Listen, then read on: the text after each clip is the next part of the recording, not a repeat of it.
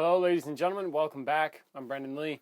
In this video I want to tell you why hallucinogens do not work to get you enlightened. This is a question that's come up fairly frequently and in different circles, directed toward me or toward Ralston, in terms of the use of hallucinogens to increase consciousness and the use of hallucinogenic drugs to get enlightened. Now, so I want to talk about that. Will hallucinogenic drugs work to get you enlightened? No. And it doesn't matter. Let me explain myself. So basically, this is a hard topic for me to talk about.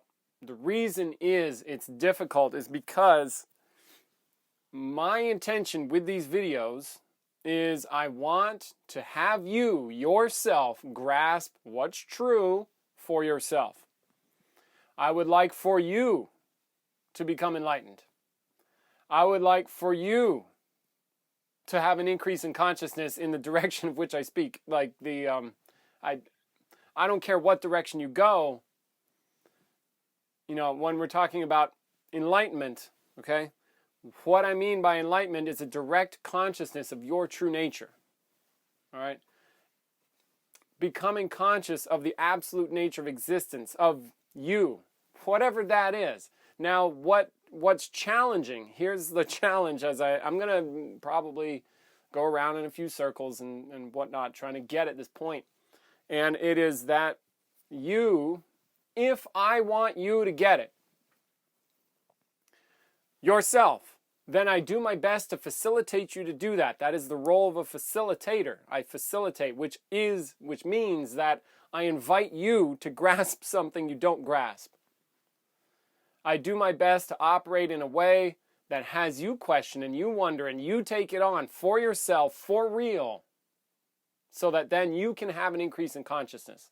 That's the role of a facilitator. Now, what's doubly tricky about talking about absolute consciousness or my own true nature, what we call an enlightenment experience, direct consciousness, or you could call it Fred as we would joke. It just doesn't matter because I'm not talking about anything.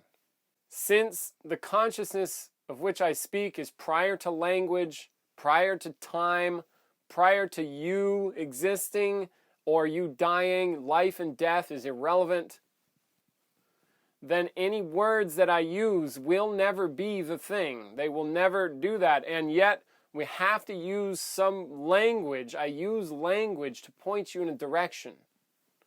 Now, if I didn't give a shit if you got it yourself, if I didn't care about your consciousness, if I didn't give a shit about whether you became conscious, I could say whatever. I could say all kinds of stuff, except that's not what I'm up to.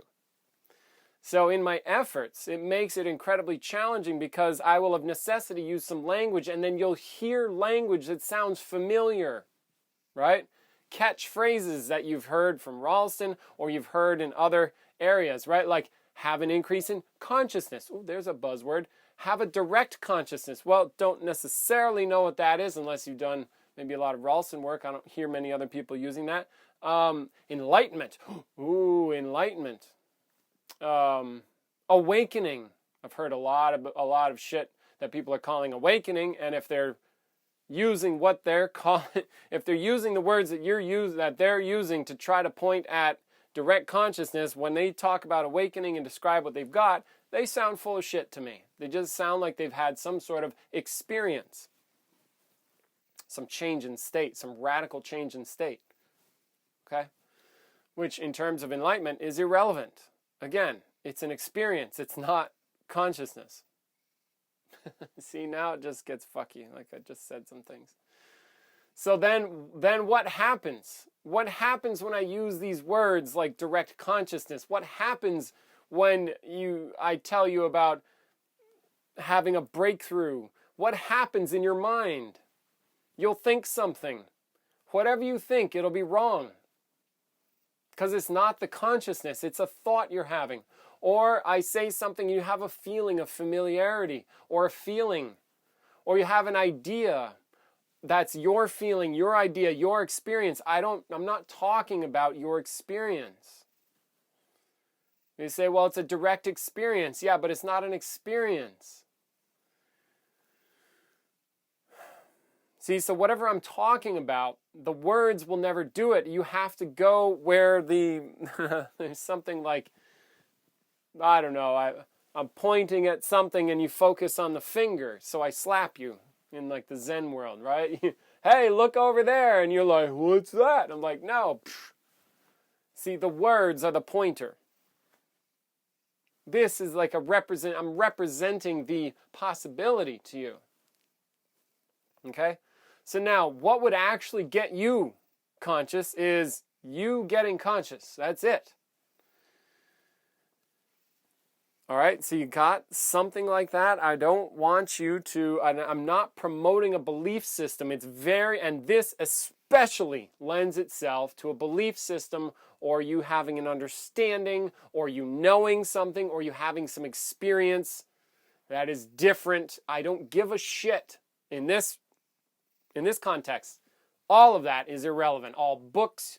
Have you read some books? Do you have an idea of a spiritual awakening? Where's the first place you heard about a spiritual awakening? Was it in a fucking book? Probably.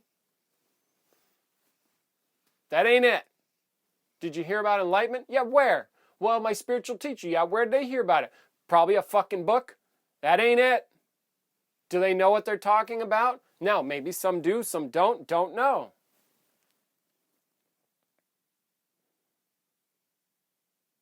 Did you hear that hallucinogens can get you enlightened? Yeah? From somebody else? Yeah? Well, who the fuck cares if you're not conscious?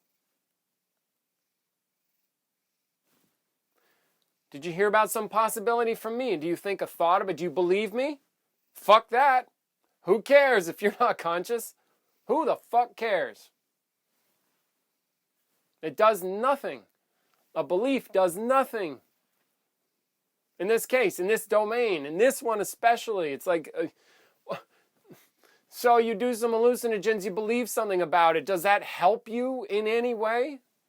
If I tell you about my experiences with hallucinogens and you have an idea about it, does that help you? Does it help you get conscious?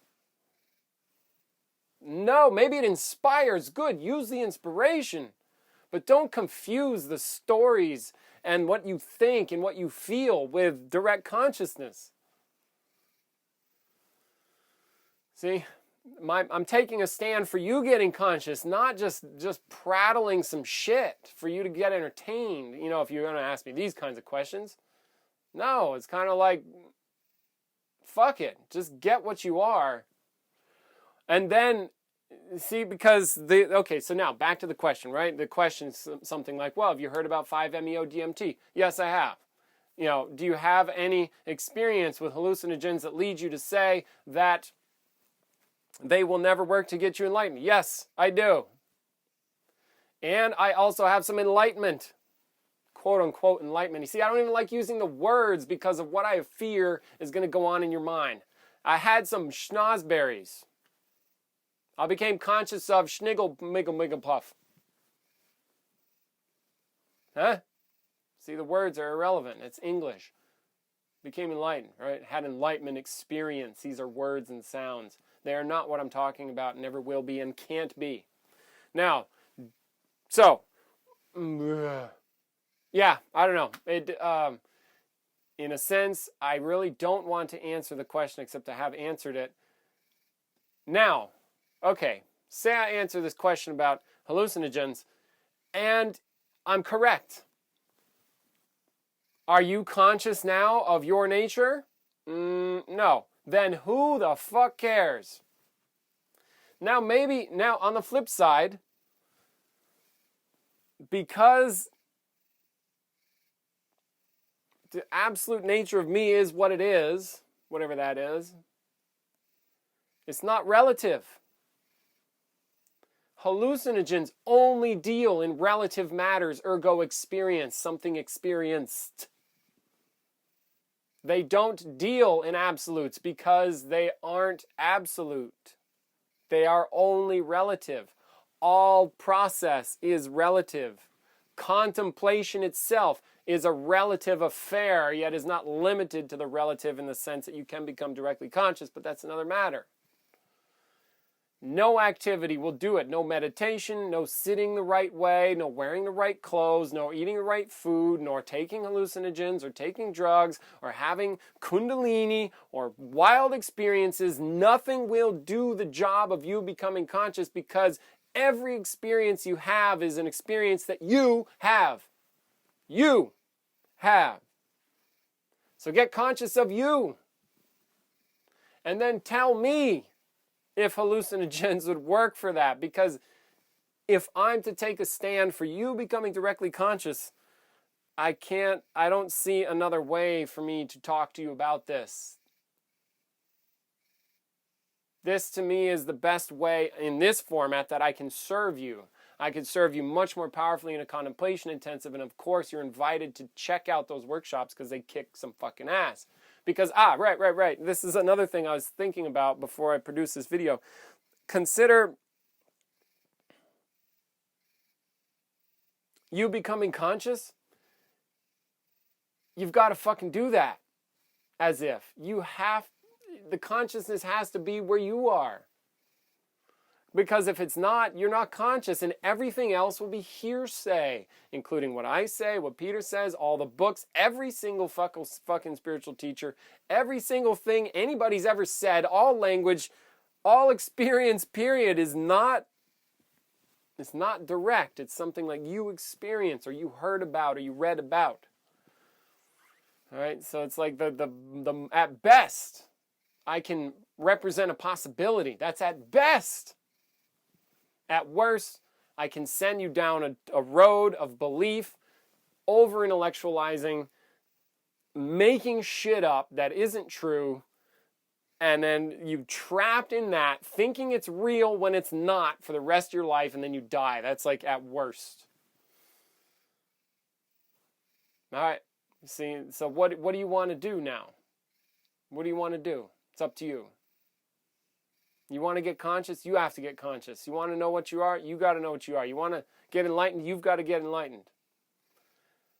And probably the best thing for you to do about that is to throw yourself into wanting to know what's true about you, what you really are, what another is, what life is, what reality actually is. And this possibility that we call direct consciousness is the enlightenment that you seek. And the thing is with that, it's not anywhere else. You can't go anywhere to do that because it's already true. It was true before you're born. It's going to be true after you're dead. And the drugs just don't matter. But do as you will. If you want to try to figure it out with drugs, go ahead. I'm saying it's a fruitless journey. But you can do it. And then hopefully you gain the wisdom to see the difference, because sometimes people, they confuse their experience with consciousness. They confuse a fantastic experience with direct consciousness, and they're not the same thing. See, all experience is irrelevant, no matter what it is. The best experience is the worst. So, all right. Well, there you go. Check that out. I hope I've served you. Stay honest. Don't fuck around with bullshit. All right? Tell the truth to yourself about what you're really up to and proceed from there. All right? Much love. Take care. Bye.